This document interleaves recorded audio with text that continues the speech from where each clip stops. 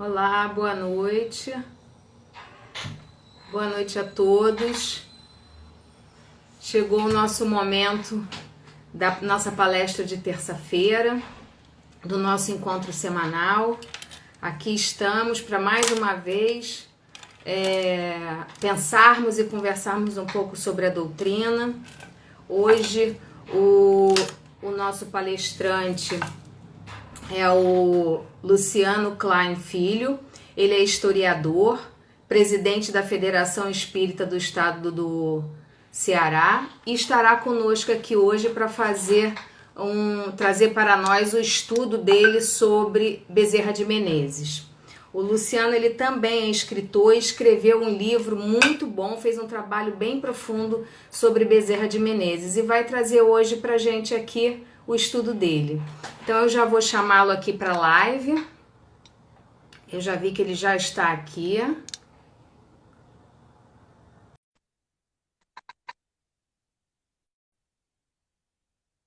Vamos aguardar só um minutinho que ele já está entrando. Olá, boa noite, Luciano, tudo bem? Tudo, querido, em paz. Graças a Deus e grato aí pelo convite. Ah, que isso, eu que agradeço a sua presença. Só assim para o Ceará e o Rio de Janeiro estarem tão próximos, não é mesmo? As duas terras de Bezerra de Menezes juntas. Pois é, é verdade, é verdade. Bom, seja muito bem-vindo. Eu já fiz aqui as apresentações enquanto você entrava. Eu vou passar agora para a nossa prece, né, para ambientar, e te passo a palavra para que você possa fazer o seu estudo dessa noite, tá bom? Então vamos elevar o nosso pensamento a Deus nosso Pai, a Jesus Mestre amado, a toda a espiritualidade que está ao nosso lado, nos amparando, nos protegendo a todo instante. Agradecemos o encontro dessa noite, em que aqui estamos para mais uma vez, através dessa nossa doutrina de luz, estudar um pouco dos conceitos da vida, do melhor entendimento, para que possamos sempre dar os melhores passos possíveis para cada um de nós. Assim, Senhor, te pedimos um amparo para o palestrante dessa noite, para que ele seja iluminado e nos traga umas reflexões importantes que sirvam para cada um de nós. Agradecemos essa oportunidade, que assim seja, graças a Deus. Então, Luciano, te passo a palavra, que você se sinta em casa, na nossa casa no Consolador. Afinal de contas, agora é virtual, mas você já esteve nela presencialmente. Então, fique à vontade. Grato, querido. Que Jesus nos abençoe a todos. De vez em quando, renascem na Terra grandes expoentes da espiritualidade humana. Almas que poderíamos dizer, numa visão um tanto precipitada, serem privilegiadas se não soubéssemos, contudo, pelo Espiritismo, que não existem privilégios nem prerrogativas na obra da criação divina. São irmãos nossos, tão somente. Embora psiquismos, almas mais refinadas, mais maduras, que mediante seus próprios esforços individuais, no curso de múltiplas existências, galgaram degraus mais elevados na escala de ascensão das almas, e por amor, tão simplesmente por amor a nós outros, que nos encontramos mais atrás nessa caminhada de ascensão espiritual, recebendo o comando divino, volvem à Terra de quando em vez, para, através de seus exemplos nobilitantes, nos ensinarem o abecedário do amor. Vivemos, conforme a classificação de Allan Kardec, sob a inspiração dos espíritos reveladores, no mundo ainda de provas e de expiações.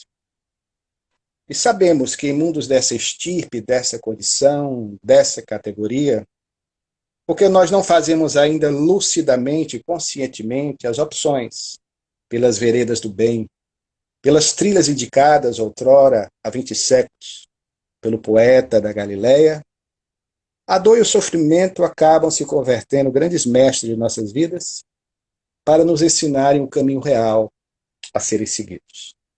Entretanto, mesmo assim, Deus, na sua infinita misericórdia, que conforme a tradição do mundo ocidental, de origem judaica, cristã, o coloca na condição de pai, mas se formos analisar, ele é muito mais mãe na sua ternura, na sua afetividade, do que pai, jamais nos deixa sós.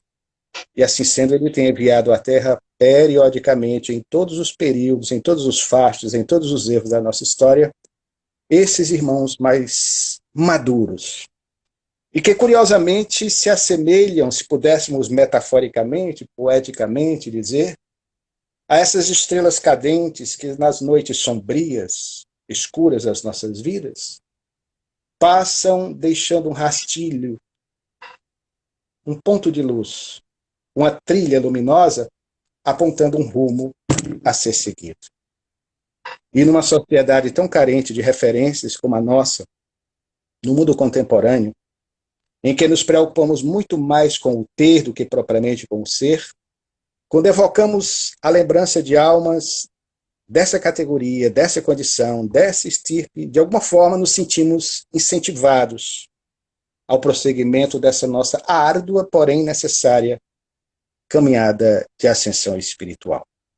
O nosso homenageado desta noite de fraternidade, nosso ilustre conterrâneo, nascido aqui e tendo vivido aí com vocês, também conterrâneo de vocês, porque ele se torna, de certa forma, carioca, a partir de 1851, quando, em definitivo, se transfere de Fortaleza à então capital da corte imperial, na cidade do Rio de Janeiro.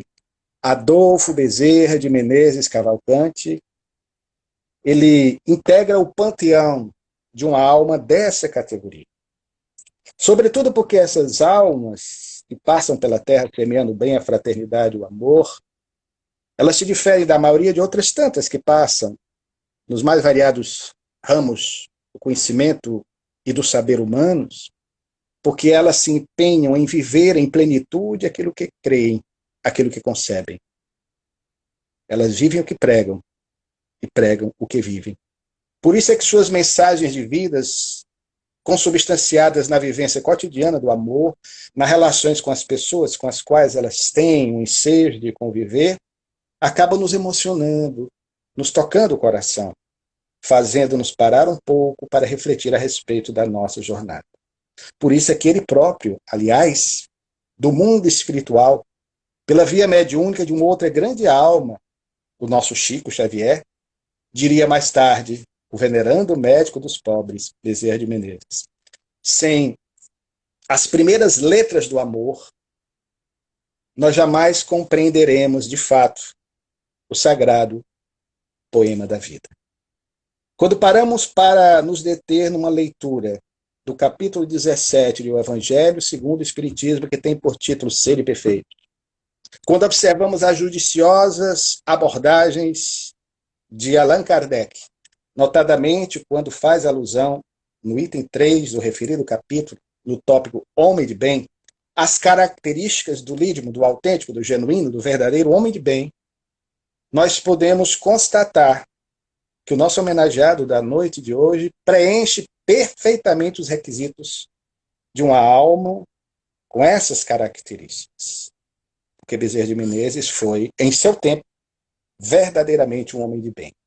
E como você, na abertura, assim fez menção, querida, de fato nós estamos há praticamente 3 décadas, usando uma expressão bem nossa aqui, no encalço, nos rastros, nas trilhas do Dr. Bezerra de Menezes, tentando compreendê-lo, sobretudo, como um homem de seu tempo, como um homem que viveu no Brasil oitocentista, no século retrasado, que foi o século XIX, e que, de fato, em compreendendo com a lupa do historiador, nós passamos a observá-lo no contexto oitocentista, que, na verdade, esse Bezerra de Menezes, poderíamos dizer, histórico, ele é muito maior, ele é muito mais extraordinário, ele é gigantesco, se comparado ao Bezerra de Menezes, que muitas vezes nós, inadvertidamente, nas abordagens românticas que fazemos, muitas delas mitificadoras, tendemos a enaltecer de forma muitas vezes distorcida. Mas ele era muito maior porque ele era exatamente coerente. E neste ano, nós espiritistas de Fortaleza, do Ceará, do Rio, do Brasil e do mundo, porque Bezerra de Menezes é hoje, conforme assim nos disse Divaldo Pereira Franco, em entrevista que fizemos recentemente com ele, Bezerra de Menezes tem uma atuação intensa, não só hoje no Brasil, mas em toda a América Latina e na própria Europa como espírito, trabalhando sobretudo em prol da difusão e concitando a família espírita brasileira à vivência da fraternidade e do amor. Porque, aliás, foi essa a tônica da sua mensagem. E neste ano, portanto, em especial, nós estamos relembrando os 120 anos de seu regresso triunfal ao mundo espiritual.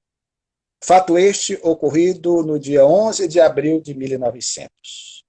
Num dia diferente, numa quinta-feira, às 11h30 da manhã, véspera de uma sexta-feira da paixão, quando ele, após 3 meses acometido de uma pertinaz enfermidade, que desde o final do ano anterior o prostrara das movimentações físicas, aguardava ansiosamente o voo no rumo da libertação, para poder, dessa maneira, ter maiores condições de trabalhar em prol daquilo que acreditava. Ele desencarna na rua 24 de maio ao número 93, aí no Rio de Janeiro, nas proximidades da estação Sampaio, numa casa que, aliás, não era sua, era alugada, porque embora houvesse tido, na década de 1870, anos 1880, sobretudo, uma fortuna considerável em face do trabalho ao qual se dedicara como empresário, dirigindo a Companhia Arquitetônica do Rio de Janeiro, participando de algumas empreitadas na área ferroviária, naquela fase de expansão e de desenvolvimento do nosso país, que começara na década de 1850, com o pioneirismo de Irineu Evangelista de Souza, mais conhecido como Barão, depois Visconde de Mauá, nós vamos ter Bezerra de Menezes com essas ações, inclusive outras tantas que as biografias não registram, na área financeira e à frente de uma construtora, a Companhia Nacional de Construção. Entretanto, pelo seu despojamento, pelo seu descuido em relação às questões mesmo de natureza material, e, sobretudo, pelos reveses econômicos da política nacional, a partir dos anos 1890, ele vai, de fato, perder praticamente tudo quanto conseguiria conquistar, não pensando em si, mas pensando nos seus, na família numerosa e nos inúmeros amigos que auxiliava, que assistia e que dele dependiam. O fato, querida amiga, é que aquele decênio de 1890 foi um decênio decisivo para ele, em que ele já se preparava para regressar ao mundo espiritual. Sobretudo a partir da década anterior, os anos de 1880, quando ele, num dia memorável, aí no Rio de Janeiro, na rua Senador Dantas, no Salão da Guarda Velha, teve o ensejo e uma coragem indômita de se proclamar publicamente, conforme registram os periódicos da época, adepto da doutrina espírita. Ele, que era um homem de nomeada, de projeção na sociedade carioca e fluminense, porquanto ele tivera a oportunidade de estar à frente da administração pública do Rio de Janeiro na década de 1870 e no início da década de 1880, ocupando a função que hoje corresponderia ao cargo de prefeito. Naquela época era o vereador mais bem avaliado, indicado pelos seus pares, que assumia a administração do então chamado município neutro, quando o Rio de Janeiro era, como foi até 1960, a capital do nosso país. O fato é que, a partir daquela declaração pública, a sua vida agora seria diferente. Embora tenha feito essa preleção no Salão da Guarda Velha, aí no Rio de Janeiro, para um público de aproximadamente 2.000 pessoas, o seu primeiro contato com a doutrina sistematizada por Allan Kardec já houvera sido na década precedente, nos anos 1870, quando, a partir de 1875, ele tivera a oportunidade de receber uma dádiva substanciosa, preciosa, que ele mudaria em definitivo o rumo existencial, que foi a tradução feita por um colega de medicina, Joaquim Carlos Travassos, que utilizava o pseudônimo de Fortúnio, que lhe ofertara o resultado do seu trabalho, a tradução por primeira vez em língua portuguesa da obra fundamental do Espiritismo, que é o Livro dos Espíritos, lançado por Allan Kardec no dia 18 de abril de 1857, algo tão auspicioso que mais tarde, pela via mediúnica de Chico Xavier, o próprio Bezerra de Menezes diria que, a partir do lançamento de O Livro dos Espíritos, na Galeria de Orleans, em Paris, raiaria para a humanidade uma nova era, a era do espírito imortal. Ele trava conhecimento com o espiritismo. Entretanto, não iria se proclamar espírita até o referido ano de 1886. Porque até 1882 encontramos discursos dele no qual ele se afirmava ainda católico. Mas, naquele ano de 1882, ainda com essas posturas, com esse pensamento voltado à igreja de seus ancestrais, ele tiveram uma experiência mediúnica singular, quando, através do médium João Gonçalves do Nascimento, um dos mais notáveis médiuns da história do espiritismo, eu diria até do mundo, não somente do Brasil, hoje lamentavelmente esquecido de muitos espíritas e da história do nosso movimento, através desse médium notável, ele recebe uma orientação mediúnica de um colega seu de profissão, que fora seu professor na Faculdade de Medicina e seu companheiro na vereança, na Câmara dos Vereadores do Rio de Janeiro, o também médico, homeopata, Francisco Dias da Cruz, pai do futuro presidente homônimo, de mesmo nome, da Federação Espírita Brasileira, também grande amigo de Bezerra de Menezes. Através desse médium, Dias da Cruz ministra um medicamento homeopático a Bezerra de Menezes, e ele se vê livre de uma pertinaz enfermidade que o prostrara há 5 anos, incomodando sobremaneira o seu dia a dia, diagnosticada e sem solução pelos médicos de então, como sendo uma dispepsia de natureza nervosa. Igualmente, esse mesmo médium, surpreendentemente, numa entrevista que mais tarde o próprio Dr. Bezerra de Menezes iria dar no Reformador de 1893, também conseguiria fazer um diagnóstico preciso de um problema pelo qual passava a sua segunda esposa, Cândida Augusta de Lacerda,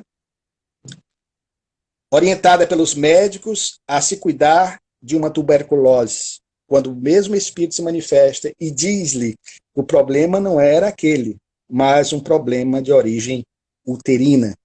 E o fato é que ela só viria a desencarnar realmente em março de 1909, 9 anos após o marido, de um outro problema que não tuberculose.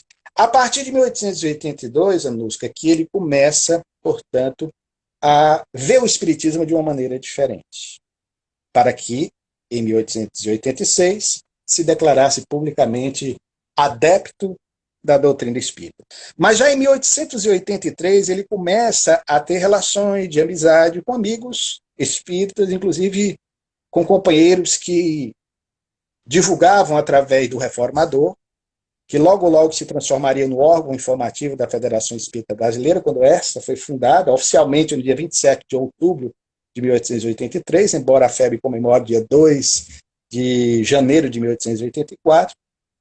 Através do Reformador, já no seu segundo número, em fevereiro de 1883, ele escreveria, ainda não tendo se declarado espírita, o seu primeiro artigo, curiosamente intitulado As Mães, numa homenagem que ele fazia à memória materna, à sua mãe, uma mulher de raras virtudes, Dona Fabiana de Jesus Maria Bezerra, desencarnada praticamente 5 meses antes, aqui em Fortaleza, no ano de 1882.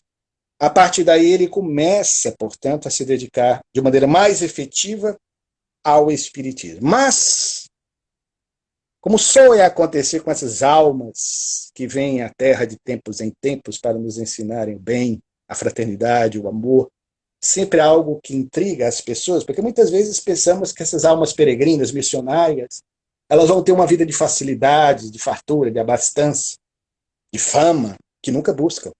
Essas que são conscientes, nunca buscam.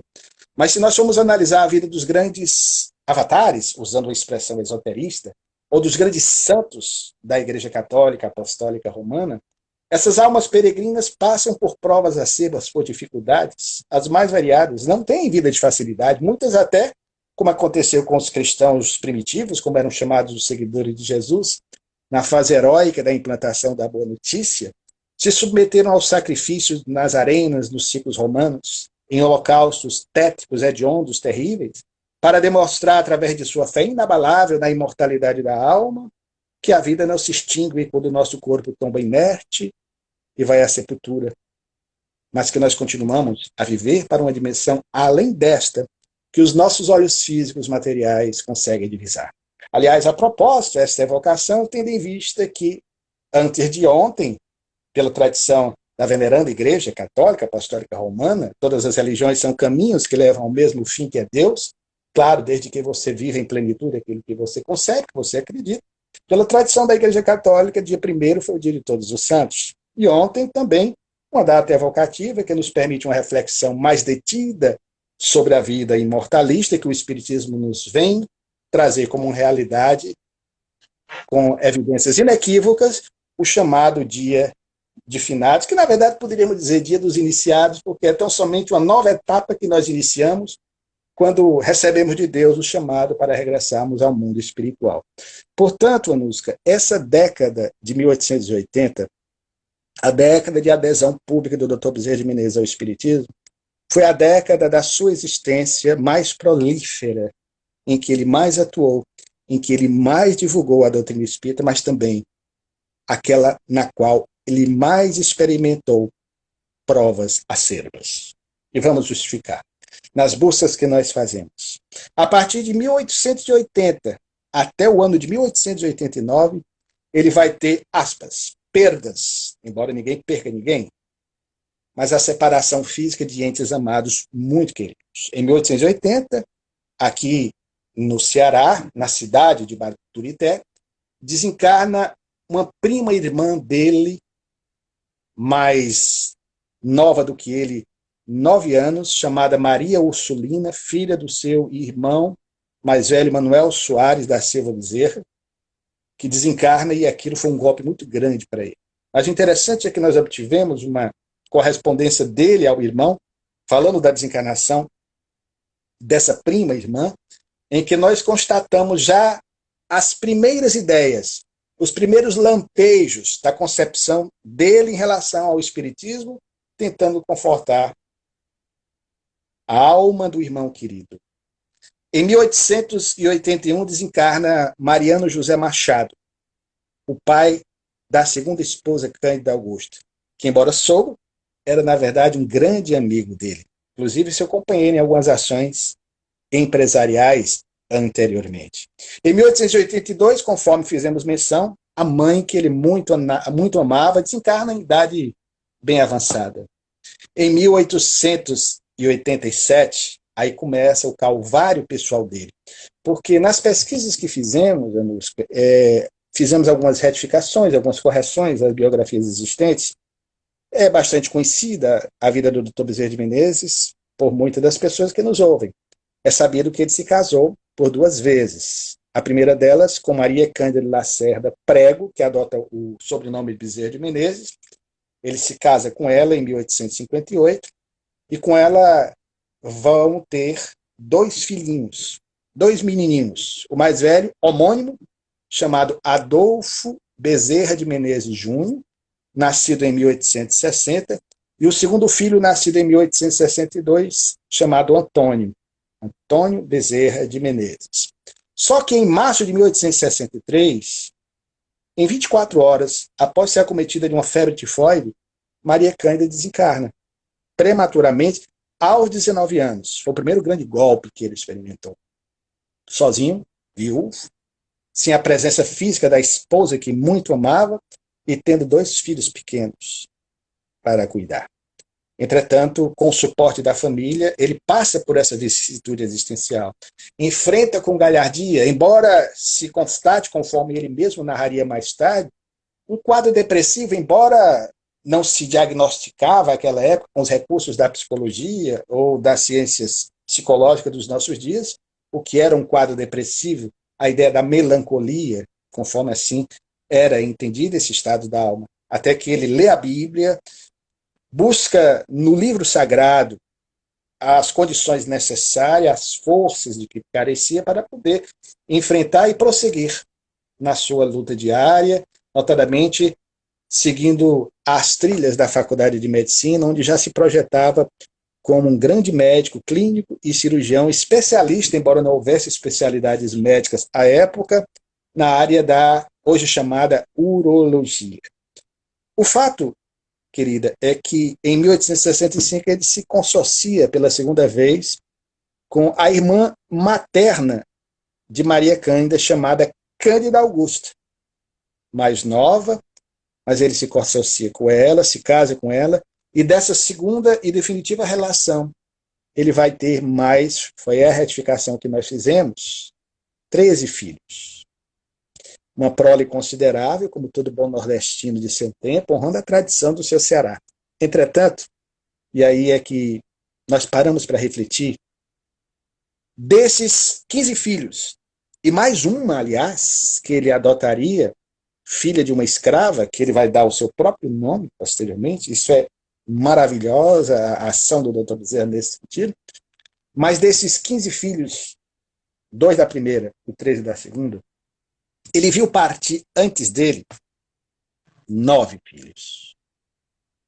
Isso nós constatamos quando tivemos acesso no Arquivo Nacional do seu inventário.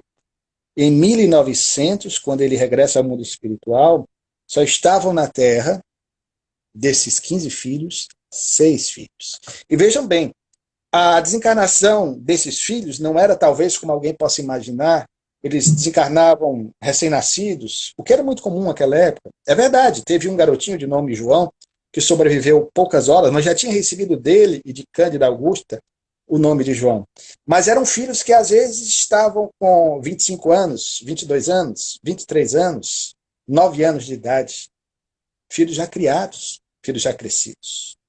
E já nessa época, Deus foi tão bom para ele que ele vai ter a oportunidade de passar por essas provas de fogo, já conhecendo a doutrina libertadora do Espiritismo. Isso porque, no dia 2 de abril, na sequência de fatos que estamos elencando aqui dessa década de 1880, para mostrar a atenção o quanto ele foi experimentado e a sua capacidade extraordinária de suplantar os obstáculos que a vida lhe impôs para o seu refinamento espiritual mais acelerado até, no dia 2 de abril de 1887, o filho ao qual fizemos menção, mais novo do primeiro casamento, nascido em 1862, Antônio, que cursava medicina, seguindo os passos do pai, na profissão que o pai adotara.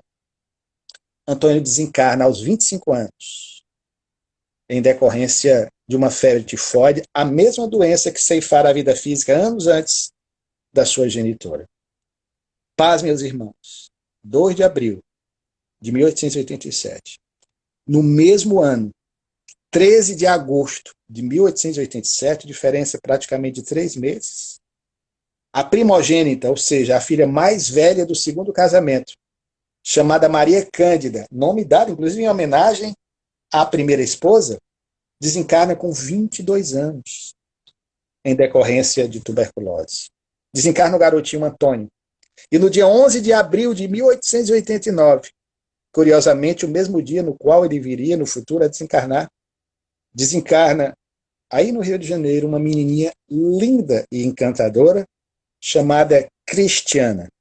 Alma de uma elevada condição espiritual, tanto que em reuniões mediúnicas que ele realizaria mais tarde na sua residência, na Estrada Velha da Tijuca, ao número 27, nos anos 1890, o espírito dessa filha, Cristiana, constantemente vinha interagir com ele, trazendo mensagens substanciosas a respeito das pesquisas que ele realizava.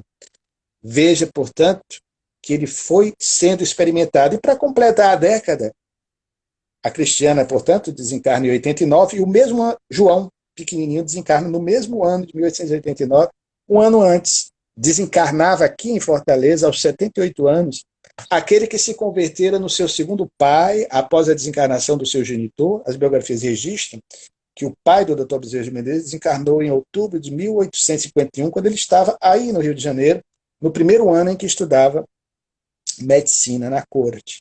Desencarna aqui em Fortaleza Manuel Soares da Silva Bezerra, o seu irmão mais velho, o pai da Ursulina, que fizemos menção, que ele muito amava. Então vejam, queridos amigos, queridos irmãos, que o Dr. Bezerra de Menezes não teve facilidade. E mesmo assim, essa foi uma década de muita ação, porque vai ser nesse mesmo ano em que ele viu partir 2 filhos, vejam o estoicismo, a capacidade, a grandeza desse psiquismo, nesse mesmo ano, abril e agosto, 2 filhos adultos. Em outubro de 1887, ele executa uma campanha, sendo convocado para uma missão extraordinária, através do Centro da União Espírita do Brasil, em que ele, se valendo da mídia da época, lembremos que não havia televisão, não havia rádio, muito menos internet. Então a principal mídia da época era a imprensa, eram os jornais. Então ele, numa campanha, dispondo-se a divulgar amplamente o espiritismo em terras brasileiras, ele foi convocado a assinar uma coluna hebdomadária, ou seja, uma coluna semanal, a qual foi dado o nome de Estudos Filosóficos. Quando ele, utilizando um pseudônimo que vai se tornar extremamente popular, o pseudônimo de Marx, redigia no principal jornal até então existente em nosso país, o jornal O País, de 1887 até 1894, ininterruptamente. Depois, ele transfere essa mesma coluna para o Jornal do Brasil, também outro grande jornal de circulação, aliás, ainda hoje, circulando nacionalmente. Durante um ano, ele escreve essa mesma coluna. Depois, a coluna é transferida para o jornal Gazeta de Notícias, outro grande jornal carioca. E, por fim, as biografias não registram, até a sua desencarnação, em 1900, ele continuava divulgando os seus estudos sobre o espiritismo no jornal Gazeta da Tarde. Foram 4 jornais. O mais surpreendente, Anuska, é que, guardadas as devidas proporções, evidentemente, mas isso fez com que ele, com justiça, recebesse, além do título que mais o honrava, que era o de médico dos pobres, pelo seu desprendimento, por sua empatia, por sua dedicação extrema ao semelhante, e aquilo tudo era verdade, de fato, quando começou a clinicar, ainda nos anos 1850, na então freguesia, hoje bairro de São Cristóvão, mas ele recebe também, por conta desse seu trabalho ciclópico, extraordinário, ímpar e único no Brasil do século XIX, o título de O Kardec brasileiro. Porque, guardadas as devidas proporções, como dizíamos, parece o trabalho de Allan Kardec, quando redigiu a Revista Espírita, que escreveu de 1858 até a sua desencarnação no dia 31 de março de 1869, ininterruptamente, o resultado de suas buscas, de suas pesquisas, na referida revista, a Revista Espírita. O Dr. Bezerra de Menezes escrevia nessa coluna resultado de suas pesquisas, de seus estudos, tinha um profundo conhecimento bíblico, histórico e de outras tantas ciências. E o mais surpreendente, ele procurava valer-se de uma linguagem de fácil assimilação popular, usando a expressão de hoje, uma linguagem jornalística. Por isso é que, quando nos perguntam qual foi o papel mais importante de Bezerra de Menezes para o espiritismo, não foi nem o trabalho à frente da Federação Espírita Brasileira, porque ele presidiu a Federação Espírita Brasileira em 2 momentos, em 2 gestões. A primeira em 1889, durante um ano, e a segunda e derradeira, porque desencarnaria no exercício da função, de 1895 até o dia 11 de abril de 1900, sempre pelejando pela união da família espírita, a necessidade premente, urgente, de nós espíritas, que temos uma doutrina tão abençoada, tão lógica, tão racional, mas que apela ao nosso afeto, ao nosso coração, nós nos tornarmos mais sensíveis em relação ao outro. Porque parece que, por vezes, nós somos mais cerebrais do que afetuosos das nossas relações. Nos esquecemos do que diz o Espírito de verdade. Espíritas, amai-vos, eis o primeiro mandamento, e instruí-vos, eis o segundo. Às vezes nós nos empanturramos de filosofias. Nós somos nulos na nossa capacidade de sentir e de perceber o outro. O Dr. Bezerra não pensava assim. Ele tinha um cuidado em relação a isso. Por isso estamos hoje aqui falando dele. Porque se ele tivesse sido só cerebral, só intelectual de nomeada, ele ficaria na relação de outros tantos pensadores, filósofos que nos embevecem, mas não tocam fundo os nossos corações. Portanto, ele teve um papel importantíssimo. O maior papel dele, como dizíamos, para fechar o raciocínio, foi em relação à difusão dos postulados espíritas na referida coluna. Muitas pessoas no Brasil tornaram-se espíritas, e isso não se fala, por causa de Bezerra de Menezes. Inclusive, uma grande médium carioca chamada Aura Celeste, que foi uma espécie de pupila, de orientanda do Dr. Bezerra de Menezes, e que atuou grandemente aí no Rio de Janeiro, um trabalho notável, até a década de 1940, quando regressou ao mundo espiritual. E foram tantos outros que se converteram ao espiritismo graças a esse trabalho missionário do Dr. Bezerra de Menezes. Bezerra de Menezes é uma alma multifacetada. 1 hora, 2 horas, 3 horas, 4, para falarmos dele, no seminário que seja, seria tempo insuficiente. Porque ele tem ações na área empresarial, como dissemos, na área espírita, como médico, faceta, aliás, mais conhecida, o médico dos pobres, abordada em várias de suas biografias, mas ele também tem uma ação como político, porque tem uma atuação longeva de 1860 como vereador e também mais tarde como deputado geral, que corresponderia hoje ao cargo de deputado federal, até o final da década de 1890, porque, ao contrário do que dizem alguns, ele não deixou de atuar como político, porque para ele era uma vocação inata. Entendamos, a boa política, e ele assim pensava, como diz Aristóteles, o homem é, por natureza, um animal político. No momento em que ele, desde a juventude, ansiava e sonhava, pelejava para que o Brasil tivesse um futuro mais alvissareiro, mais promissor, que o Brasil se desenvolvesse extraordinariamente. Ele investiu, acreditou muito nisso, e por isso ele fez a opção pelos caminhos da política, numa época em que os políticos não tinham, evidentemente, as vantagens dos políticos dos nossos dias. E o fato, inclusive, é que, como vereador, ele não teve uma vida de fartura. Pelo contrário, muitos dos seus biógrafos antigos já diziam que a política o havia empobrecido, porque ele não deixou de trabalhar quando foi vereador ou deputado. Ele trabalhava como médico, continuou clinicando. E a prova maior da sua idoneidade, o seu maior atestado de probidade, de integridade, de honestidade, portanto, como político, nós obtivemos no seu inventário. E falamos há pouco. Ele desencarnou usando a expressão da minha infância, uma canção que cantarolávamos, pelo menos por aqui, em Fortaleza. Acho que vocês aí também no Rio. Ele desencarnou pobre, pobre, pobre de maré descer. Não deixou um bem material, mas desencarnou rico, rico, rico, rico, rico, riquíssimo, milionário até, em termos espirituais, pelo que ele construiu e pelo seu legado imorredor. Então nós poderíamos abordar também, Dr. Bezerra, como emancipacionista, como abolicionista. Em 1869 ele publicou uma obra na qual, diferentemente da obra de alguns outros abolicionistas, que muitas vezes, no afã de defender uma ideia, propõem aquela ideia, mas não oferecem soluções plausíveis, por exemplo, para o que deveria acontecer com os libertos. E aí? Vem a abolição, como aliás aconteceu no Brasil, no dia 13 de maio de 1888, com o decreto, com a Lei Áurea da Princesa Isabel. Mas o que aconteceu depois? O Estado amparou aqueles que terrivelmente, injustamente, foram arrancados de suas raízes, de sua terra natal na África, para serem trazidos à força ao nosso país, trabalhar como escravos para a construção durante 400 anos do nosso país. O que fizemos? O Rio de Janeiro é testemunha disso, Salvador, onde houve uma presença maciça de escravos africanos, Pernambuco.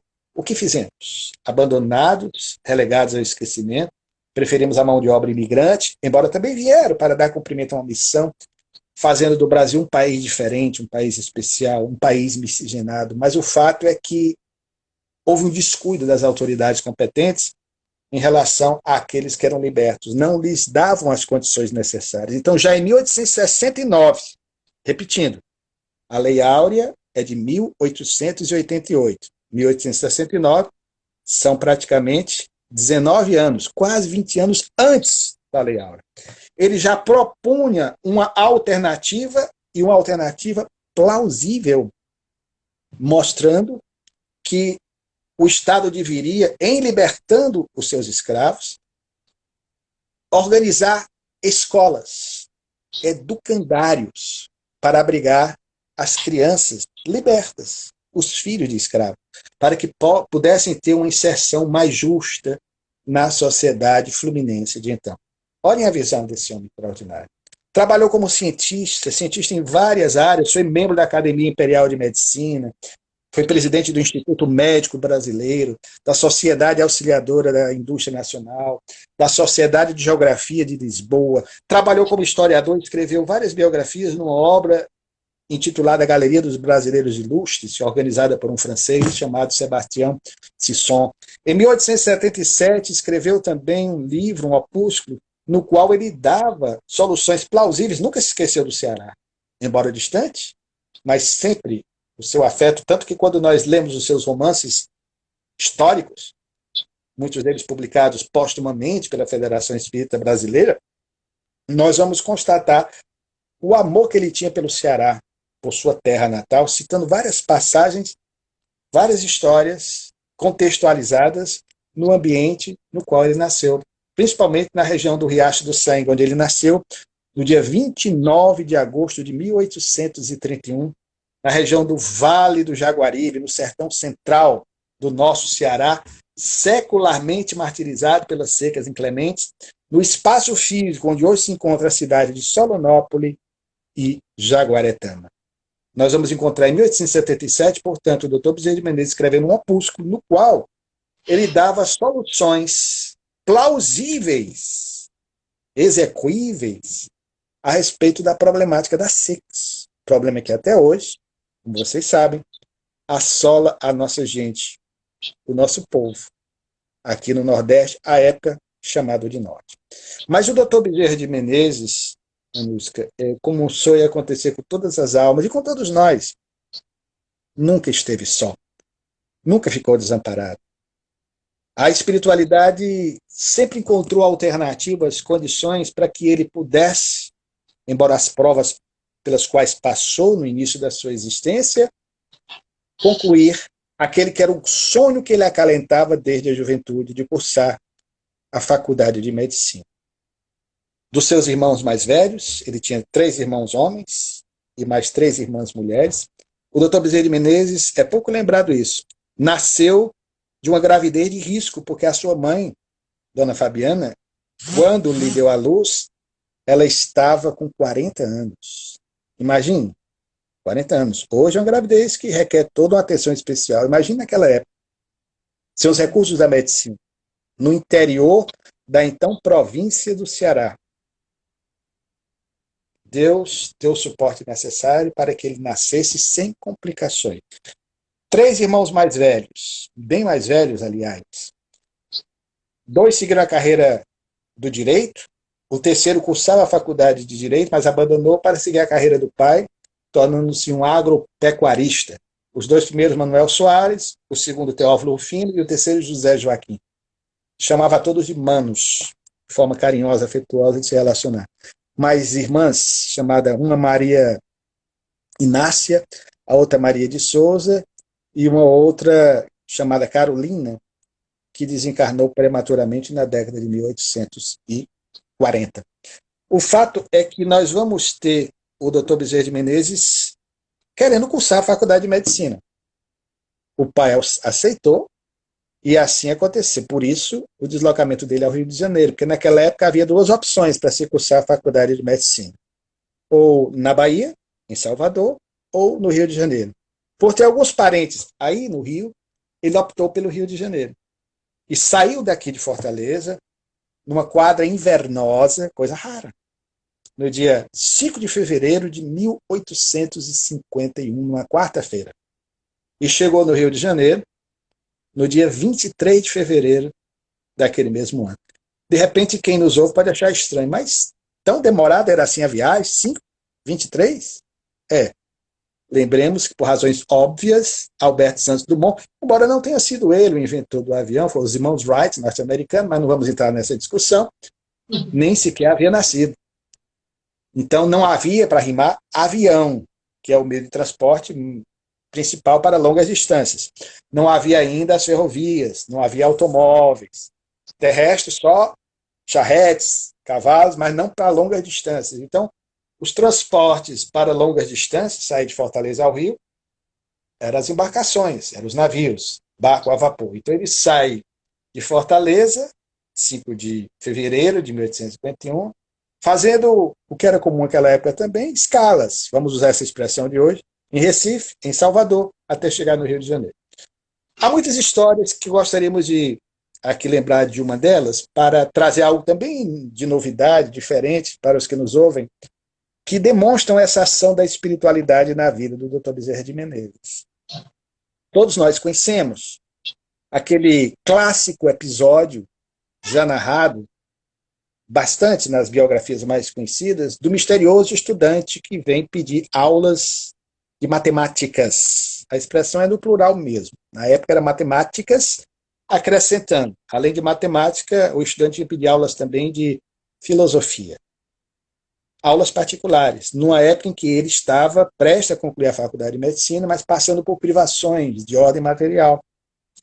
Esse episódio, aliás, foi encenado no filme Bezerra de Menezes, Diário de um Espírito, que veio a lume em 2008, inaugurando essa fase tão alvissareira para nós espíritas de filmes com temáticas espiritistas. Porque depois vem o Chico Xavier, Nosso Lar e outros tantos mais. E o fato é que essa história é conhecida. O estudante aparece, paga antecipadamente e desaparece, assim como aparece, nunca mais voltou, ninguém tem notícias, mas o fato é real, inclusive foi registrado por um jornal da década de 1900, que fez o seu registro biográfico. Mas a história que gostaríamos de compartilhar com vocês, já nos preparando aqui para as nossas despedidas, nessa homenagem que fazemos, também é um fato muito curioso, que mostra a ação da espiritualidade, intencionando proteger e dar o suporte ao jovem para que ele desse consecução à sua missão incrível no futuro, a de se tornar o médico que ele se tornou e para o desempenho de missões futuras aí no Rio de Janeiro. A história, na verdade, Anuska, ela nos é narrada por um grande amigo do Dr. Bezerra de Menezes, e nós descobrimos nas nossas pesquisas que foi o Antônio Guilherme Cordeiro, proprietário da conhecida farmácia Cordeiro, onde o Dr. Bezerra de Menezes atendia a sua clientela, sobretudo no último lustro, nos últimos 5 anos do século XIX, nos anos 1890, quando ele passou a adotar a homeopatia como especialidade médica.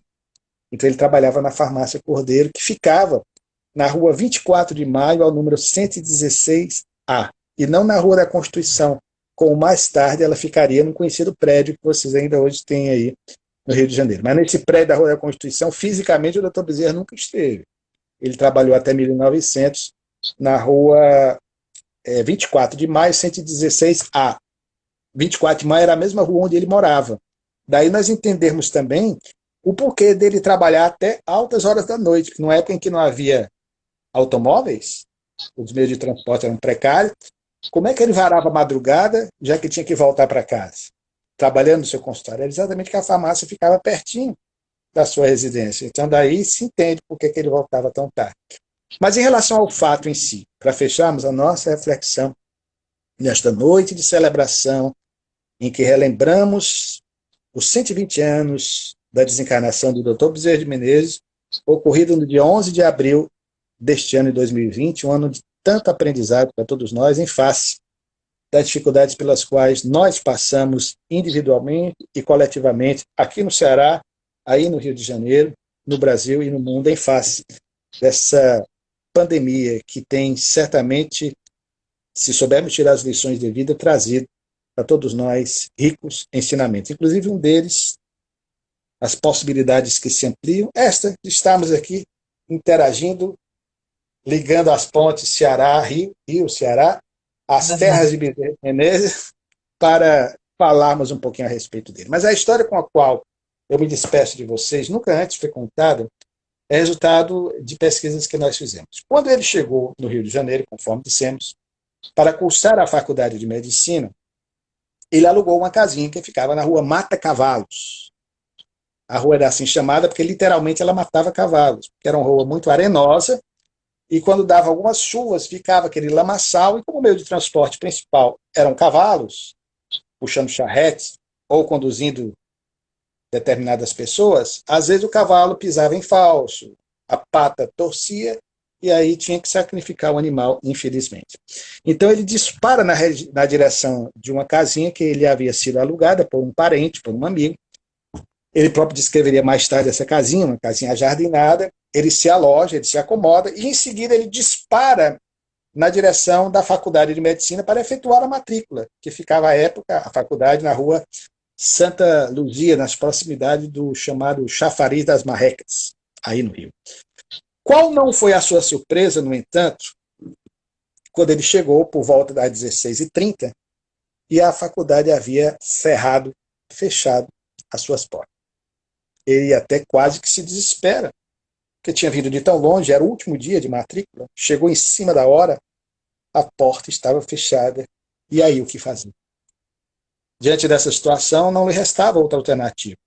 Até angustiado, sem ter a quem apelar, ele se senta diante da escadaria do vetusto casarão que abrigava esse educandário médico, a Faculdade de Medicina, que foi fundada em 1832, e começa a refletir a respeito das dificuldades, do esforço da família, do pai, que passava por uma situação financeira difícil, naquele momento, para que ele pudesse se deslocar até o Rio de Janeiro. E como naquela época a matrícula era anual, ele teria que voltar para Fortaleza, e somente em 1852, talvez nem conseguisse mais, por causa da idade, ele iria tentar novamente cursar a faculdade. Estava mergulhado em reflexões, talvez vertesse alguma lágrima distraidamente, quando de repente observou que a alguns metros estava uma garotinha de 9 anos de idade, um anjo loiro, como descreveria Antônio Guilherme Cordeiro, que brincava tendo junto do colo com uma boneca de porcelana, segurando a boneca, objeto da sua afeição, com seus braços alvinitentes. Cuidada por uma escrava, a criança brincava distraída, quando, de repente, movida por um secreto instinto, ela olha para Bezerra, cruza o seu olhar com o olhar esverdeado de Bezerra. Nós comprovamos que o Dr. Bezerra tinha, de fato, os olhos verdes, 2 retalhos esmeraldinos, que, sob certos aspectos,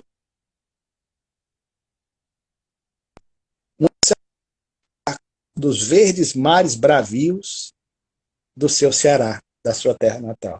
Ele olha para a criança olha para ele, e de repente a criança vai até a sua direção e pergunta: moço, você está chorando? Ele diz: não, eu estou um pouco triste, mas eu estou bem. Por que você pergunta? Não, porque eu vi que tem alguma coisa errada com você. Não, querida, mas eu estou bem, dentro do possível. Não, você está triste. Estou vendo que você está triste. Ele diz: estou um pouquinho triste. Mas por quê? Pergunta a criança, uma inata psicóloga, a fazer essa questão e percebendo a inquietação do jovem cearense. E ele diz: eu vim de muito longe.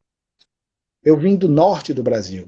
Detalhe, naquela época, da Bahia para cima era norte, da Bahia para baixo era sul. Não havia as regiões geopolíticas, geográficas, sudeste, nordeste, centro-oeste, que hoje nós temos.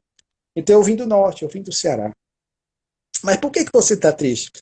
Porque quando eu cheguei, eu olhei, erro meu, deveria ter vindo mais cedo, a porta da secretaria está fechada e eu não vou poder cursar a faculdade.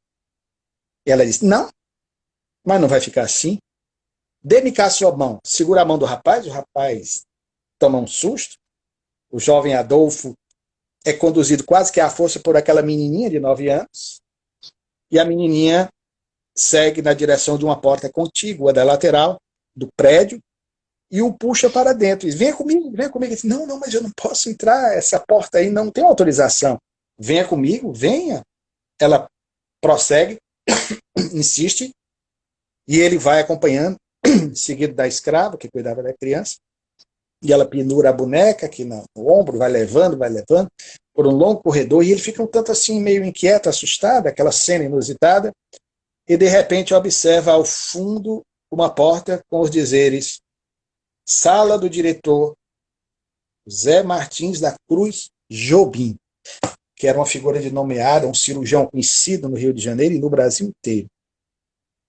Ele para, estaca, assustado, sem entender o porquê daquilo ali, e diz, não, minha filha, eu não posso. É a sala do diretor, eu não vou entrar aí. Ela disse, venha comigo. E ele, diante da insistência, a criança puxando, parecendo ter mais força do que ele, ela empurra a porta e, de repente, o diretor sentado no birô, baixa os óculos, olha aquela interrupção e, olhando para ela, a criança, e para o jovem, ouve da menina, papai, eu tenho aqui um amigo meu que está vindo do norte do Brasil, do Ceará. E ele perdeu a matrícula e está triste por isso. O senhor não vai deixar que isso aconteça, não é, papai? 9 anos. Qual é o pai que resiste a uma interpelação dessa, a uma solicitação dessa? Ele esboça um sorriso diante da inocência da criança e olha para o jovem assustado, Adolfo Bezerra de Menezes Cavalcante, e diz, dê-me cá, jovem, dê-me cá a sua documentação. Tudo bem, vou abrir um precedente, não conte para ninguém. Amanhã você vem, faz a matrícula e inicia suas aulas. E assim aconteceu. Na nossa curiosidade de historiador, Anuska, nós quisemos saber quem era essa menina, já que ela era filha de um grande e nobre médico do Rio de Janeiro, Cruz Jobim, e descobrimos o nome dela, na verdade, era Francisca Cruz Jobim. Nasceu, e por isso tem o nome, no dia de São Francisco, em 4 de outubro de 1841, e desencarnaria mais à frente no tempo, com 53 anos. Casou-se, inclusive, veja como é que são as coisas do destino, com um espírita, para mostrar que nada na vida acontece por aqui.